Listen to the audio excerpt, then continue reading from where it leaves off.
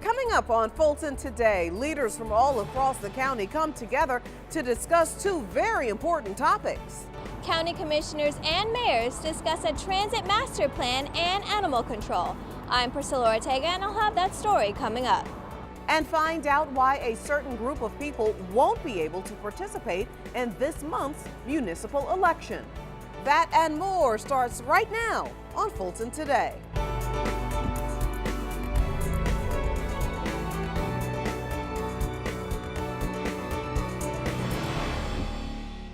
Welcome to Fulton Today, everybody. I'm Shania Chavis Rucker. Fulton County commissioners and mayors from within the city come together to address two major issues. One cost drivers a lot of time, and the other cost a young boy his life. FGTV's Priscilla Ortega joins us now with this story.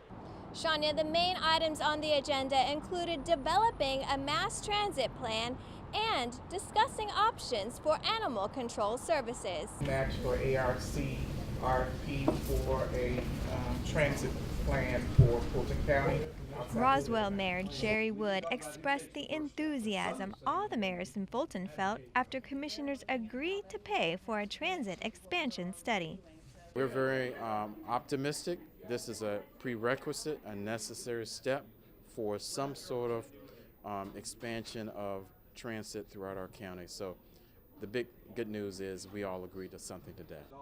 In order to get the ball rolling, the county agreed to pay the initial bill of $200,000. Federal grants are expected to cover the additional $800,000. The commissioners hope the 14 city councils will agree to pay the county back. I think it's really significant what we've done here today with collaboration from all of our cities to move forward with looking at how we can potentially put transit in our community that is a benefit to the commuters and to the residents of Fulton County. The Atlanta Regional Commission will take the lead on the transit study and work with MARTA and the Department of Transportation to come up with a plan that will include residents' desires for where transit should be located. It will also focus on traffic relief for both North and South Fulton. The most important thing for our residents, though, is making sure that whatever transit plan, be it bus rapid transit, some form of rail, or some other system on the managed lanes, is that it reduces traffic. The ease of traffic congestion is extremely important to us if we're planning to continue to grow. And we've got to get to the place where we are moving from the vision that's been created, but also moving forward with an action. And while no action was taken in the meeting as it relates to animal control services, ideas being tossed around include possibly adding more officers. Now, transit and animal control issues will continue to be topics at these meetings. That next meeting is scheduled for May. Reporting from downtown Atlanta, I'm Priscilla Ortega for FGTV. Thank you very much, Priscilla. Meanwhile, the judges in the Atlanta Judicial Circuit welcomed their newest member. I state your name. I, Paige Reese Whitaker, Do solemnly swear. do solemnly swear The Honorable Paige Whitaker was officially sworn in as Fulton County Superior Court Judge by Governor Nathan Deal. So help me God. so help me God. I present to you your new judge. Congratulations. Colleagues, friends, and family were all present for the swearing-in ceremony at the state capitol. Governor Deal, I want to tell you that even though all of the employees in the Fulton County District Attorney's Office, we truly hate to lose Paige. But we are confident that you could not have made a better selection. After the ceremony, she spoke about her goals for her new role. I have always loved all of my jobs in the law, and I am looking forward to learning and doing the law from another perspective and being able to help people and serve the citizens of Fulton County. The governor appointed the former Fulton Deputy District Attorney following the retirement of Judge Jerry Baxter, who has since taken senior status on the bench.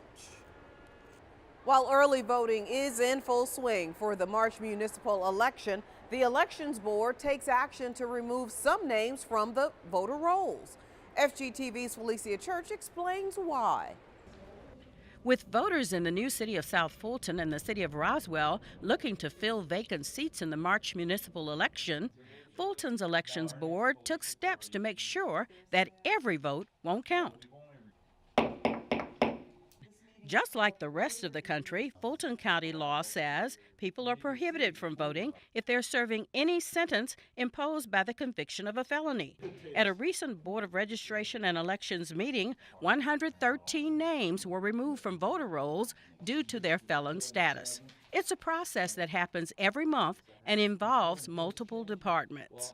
We get a list from the Secretary of State. The Department of Corrections sends a list to the Secretary of State. The list from the Department of Corrections is scrubbed against the Secretary of State's voter registration database.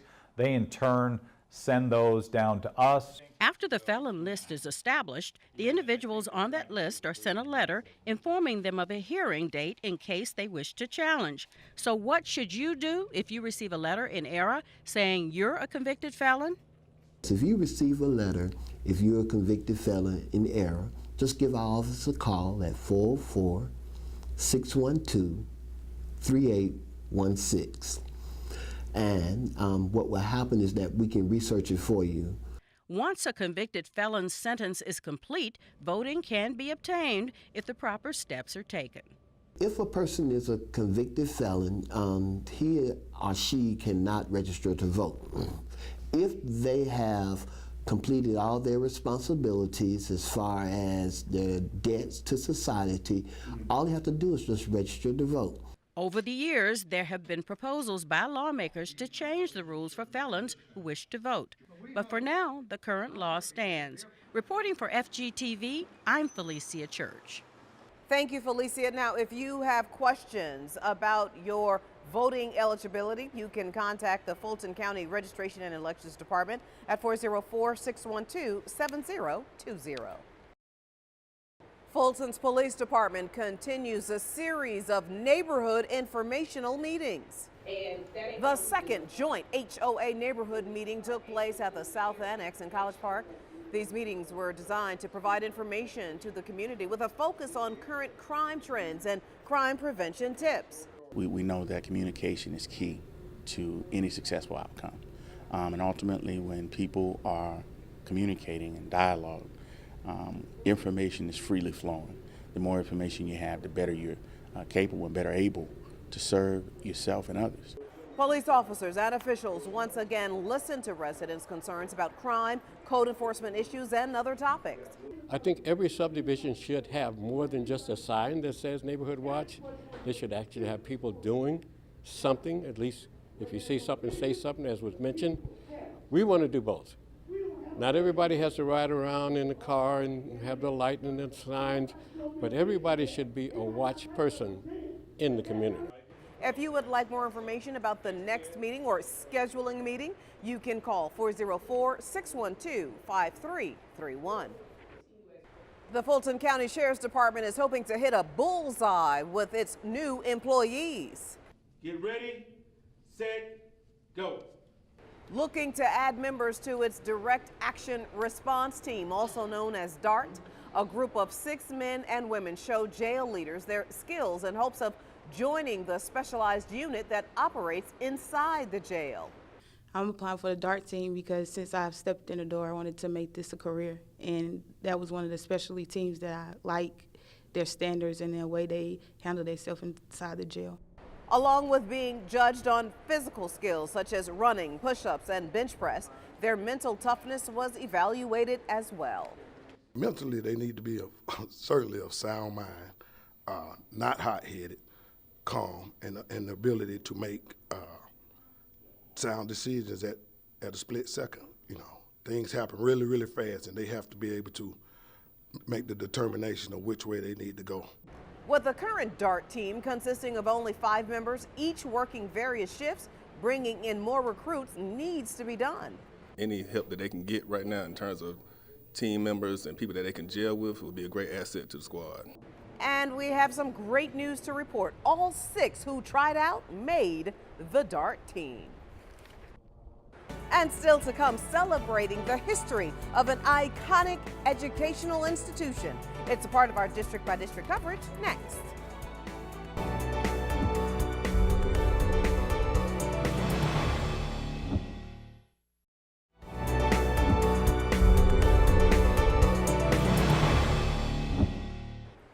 Fulton officials celebrate a new tag office in North Fulton and a historic anniversary for Morehouse College. Here's this week's district by district coverage.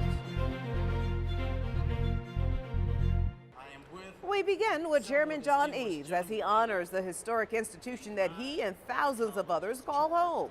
As a part of Morehouse College 150th Founders Day celebration, the at-large commissioner presented a proclamation during their convocation. My father went there, graduated in 1952. I graduated in 1984. My son will be graduating in this year, 2017. So 3 generations. So therefore, a personal reason, but also as the chairman of Fulton County, all that wonderful institution has done. A number of prominent Morehouse alumni returned for the tribute to their institution. Morehouse College is a private all-male liberal arts historically black college located in Southwest Atlanta. The college is one of the few remaining traditional men's liberal arts colleges in the U.S. 1, 2, 3. Fulton County Commissioners Liz Hausman and Bob Ellis celebrate the new tag office in North Fulton. The new state-of-the-art office in Alpharetta officially opened after a ribbon-cutting ceremony hosted by Tax Commissioner Dr. Arthur Ferdinand. The chairman and the county manager were also in attendance to witness the grand opening.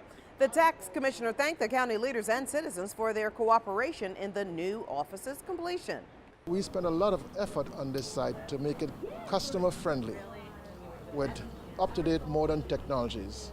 And so what you're seeing here is a culmination of a lot of work.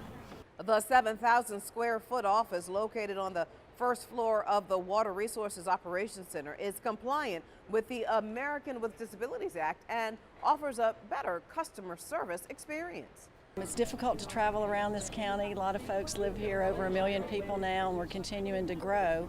So it's helpful to people in their daily lives when they need to do business with Fulton County to be able to do it in a convenient location. This is a really good location. It's also going to tie in well to other of our service areas, both the ability to, in the future, be able to go get your driver's license as we're going to expand out and contract with DDS, and they're going to be in place here. We've also got our core water and sewer operations based here as well. Along with free ample parking, the office space features 12 tellers, seating for a capacity of 100, and a child area. The office is located at 11575 Maxwell Road, Suite 100 in Alpharetta. And finally, in District 6, one more look at how seniors honored their past. Members of the New Beginnings Neighborhood Senior Center participated in a Black History program, complete with stories from times gone by. Commissioner Emma I. Darnell joined the group and shared why these types of programs are important now. We certainly did enjoy the program for this particular day, which of course celebrated Black History Month. And to hear and to see from the community as well as from participants all of the beliefs, all of the ideals, the music, even the food, which paid special celebration to the history of Black Americans. Black History Month is celebrated annually in the U.S. and Canada in February and in the United Kingdom in October.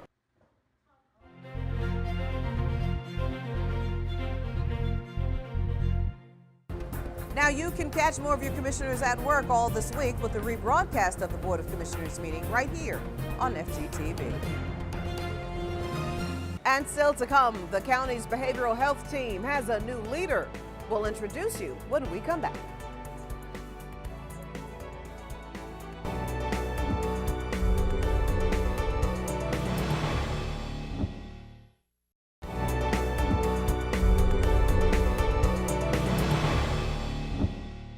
Well, it's a time of dramatic change in health services. One clinic is moving to a new building, and there's a new Board of Health.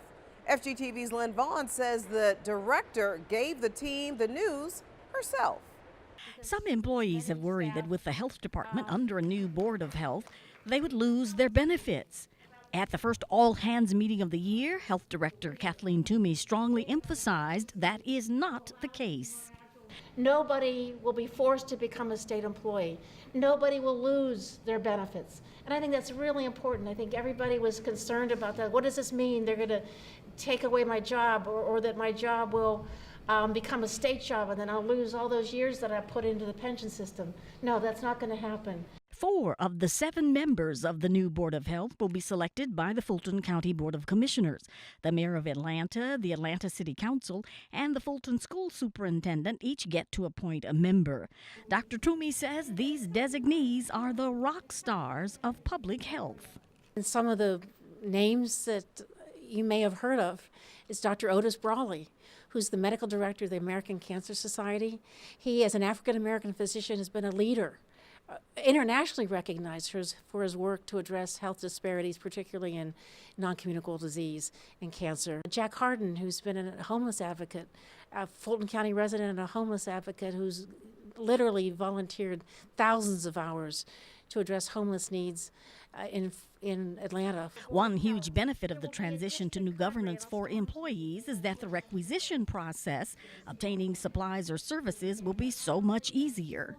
I think it'll just streamline a lot of the processes that we have to do here in Fulton, so it'll make things easier. I think the staff will look forward to knowing that you don't have to go through all of these channels of getting things signed off and getting things approved. It'll be a quicker process for the staff. Other employees are grateful they're being kept abreast of the pending changes. I think it's an exciting time for Fulton County Board of Health. It's an opportunity to get accreditation, national accreditation, and it's an opportunity for us to improve our overall culture in providing services to the citizens of Fulton County. I think it's a wonderful opportunity. From what I have heard and what I understand, we have an opportunity to be more flexible, to be able to really lead public health in a way we haven't been able to do so in the past. With the flexibility being under the board, our director will have a lot more ability to lead us forward.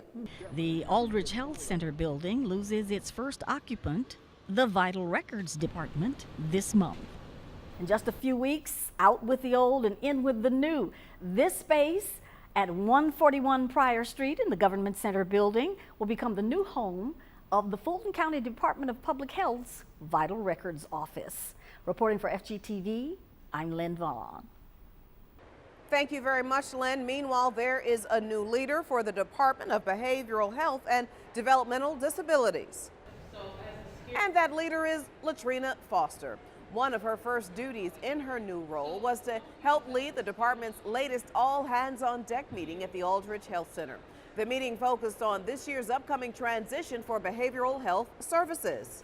Currently, the Department of Behavioral Health is in the process of outsourcing our behavioral health services to a new provider or providers in an effort to establish a network of providers to increase our level of services and to be able to provide services to more clients than we're providing as of today.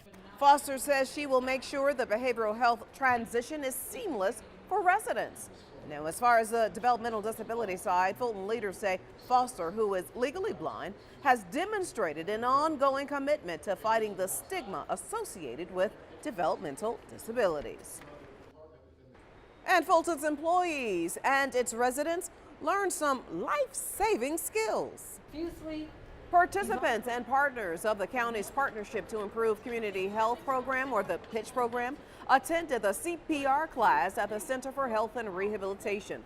The instructor explained before you start compressions, check for a pulse first, call 911, and put the phone on speaker so you can perform CPR and talk to the dispatcher all at the same time.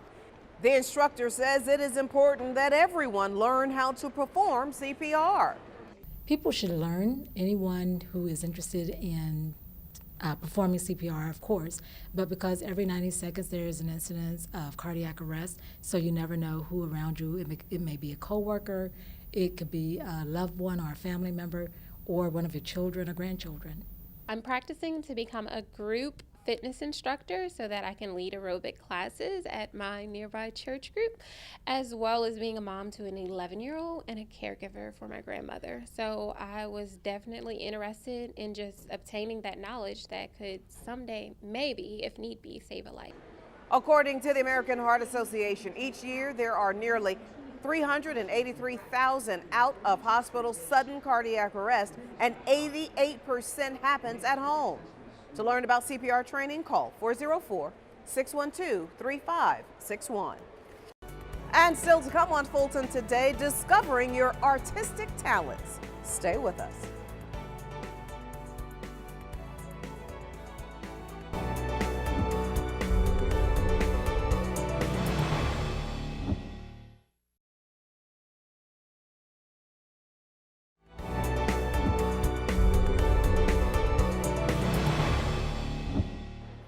Well, here's some news for those of you who want to get in touch with your artistic side. Time is running out to register for a visual art, dance, music, and even aviation class at one of the Fulton County Art Centers. There are programs for all age groups and skill levels. Here at the Aviation Community Cultural Center, we offer classes in visual arts, dance, music, and theater. Something new this fall is a STEAM art-based program that's taught by our instructor, Ms. Tisha Smith. We also add a robotics class for youth, dance, and a social media class for seniors. So if you're interested in partaking in any of those classes, please sign up today. Residents have until March 17th to register. The first session starts March 21st and lasts for 8 weeks. Classes will take place at the Abernathy, Southwest, South Fulton, and West End Performing Arts Centers, as well as the Aviation Community Cultural Center. Now, the days, times, and locations vary depending on the program, so go to fultonarts.org to get details. And finally, children in Fulton's Parks and Recs programs put on a play about prominent African American figures. The group of kids hit the stage at the South Fulton Arts Center's auditorium for their performance. The children did skits and quotes about Michael Jordan and Muhammad Ali, just to name a few. The group also performed a skit called When the Obamas Meet the Kings, which is about former President Barack Obama and Michelle Obama meeting Coretta Scott King. I am so proud of them. I was scared at first because I was like, they're going to get up there and freeze up once they see all the eyes looking at them, but they did a great job. I'm so proud of them. Today I played Martin Luther King Jr. and I love the role because it teaches me that you should never be scared of anybody else and stand for it for yourself. All you have to do with kids now is just give them something to want and give them something with purpose and make them feel important that they're doing something. And it took a little while for them to calm down to get it, but once they got it, they got it. The children are part of the Parks and Recreations Department's after-school program. Parents were encouraged to attend the event, which made the kids very proud since they had rehearsed their parts for weeks. To learn more about the after-school program, you can call 404-0612-PARK. That's 404-612-7275. Looks like we got some future Oscar winners in the group. Well, before we go, our reminder that we'd like to connect with you online. Check us out anytime on Facebook, Instagram, and Twitter, and our YouTube channel. Well, that does it for this edition of Fulton Today. Thank you so much for watching. Join us each week for news around and about Fulton County.